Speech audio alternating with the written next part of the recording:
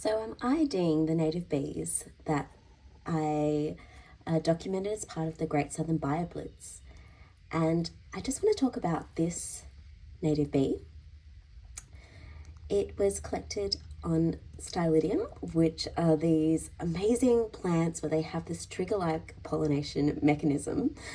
Check out some of my other Instagram and YouTube videos on Stylidium. But I want to talk about this native bee because it really demonstrates how colour isn't a very good tool for diagnosing taxa. So typically people think that black bees with a red butt are megachile, which sometimes go by the misleading common name of resin bee or leafcutter bee.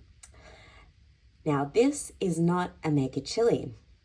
Why do I know that? Well, megachile bees, the females, they've got scopae, which are the pollen collecting hairs on the underside of the abdomen. And you can see this one does not. Instead, she has very, very hind legs.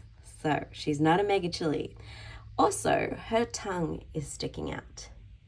That's something else that is something that needs myth busting. You often hear, oh, if there's a dead bee and its tongue sticking out, it died from pesticide poisoning. That's not true, that's a myth. But anyway, its tongue is sticking out and it's not long and pointy. Its glossa, which is the other name for a bee tongue, is actually short. So that also rules out the megachile.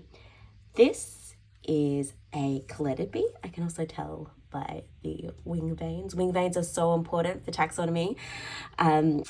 So it's a collated bee. It's in the genus Leioproctus, and this particular one is Leioproctus Eurocoletes rhodurus. And I think this might be a case of Müllerian mimicry.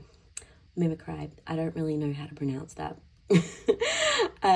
So usually we hear of mimicry whereby a species that is not dangerous, not toxic, mimics the colors and patterns of a dangerous species.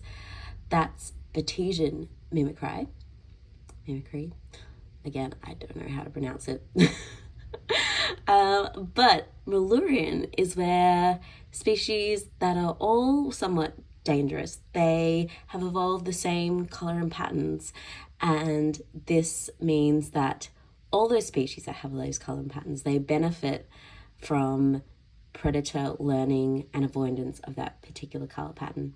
So that's what I think is happening here with this Leioproctus, who's got similar colors and patterns to megachile. If you want to learn more about IDing native bees, check out my crash course in native bee taxonomy, which you can get from my Patreon, The Bee Babette.